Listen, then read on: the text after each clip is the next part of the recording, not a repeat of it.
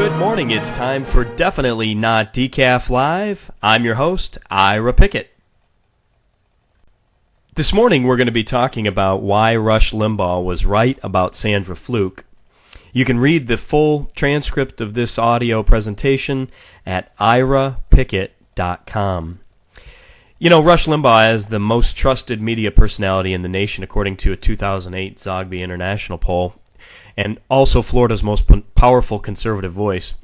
He again became a liberal lightning rod this week and into last week after his commentary on Sandra Fluke's testimony at the hearing on women's reproductive health and contraception before the House Democratic and Steering Policy Committee on February 23rd, which, by the way, set off a media firestorm and emotional outrage from liberal Democrats across the nation, including Democrat-in-Chief President Obama.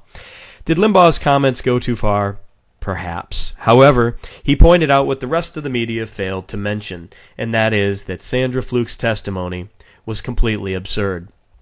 Fluke, a law student at Georgetown University Law School, which, by the way, is a private Jesuit institution, told a well-scripted tale of dire circumstances, suffering emotionally, financially, and medically because of her lack of birth control coverage in the insurance plan of hers and other female students at Georgetown Law.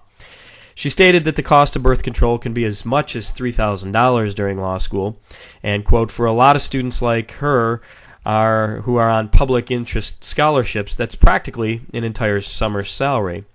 Additionally, she asserts that 40% of female students at Georgetown Law reported that they struggle financially as a result of this policy. Later in her supposed testimony, Fluke goes on to describe that just last week, a married student told her that she had to stop using contraception because she and her husband couldn't fit it into their budget anymore.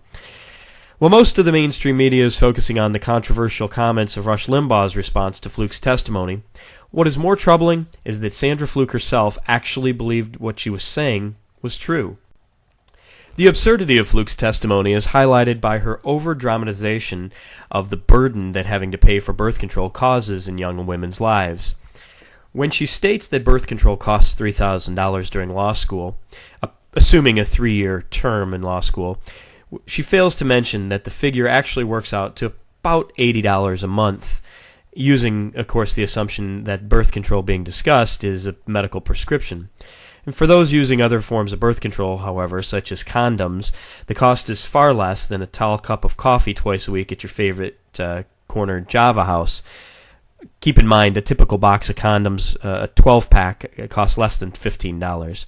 Sticking to the $80 a month assumption, however, that Fluke describes as the burden, is a slap in the face to the rest of America when that figure really is only $20 a week, and we're talking about people who are attending a private law school whose tuition, fees, room, and board combined are higher than the average American's annual household income.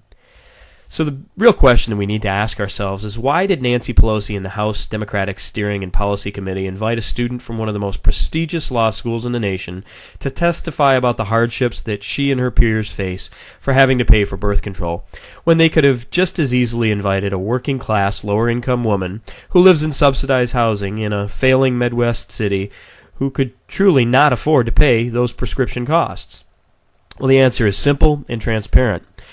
Sandra Fluke's testimony truly illustrates the extreme nature of the liberal left's desire for a socialist state, some type of an imaginary utopia where the government provides and cares for its people from birth to death, a state where housing, childcare, education, food, healthcare, transportation, and all facets of life are provided for and regulated by the government, which is controlled by a small group of elite individuals who have no regard for personal freedom, liberty, or the Constitution of the United States.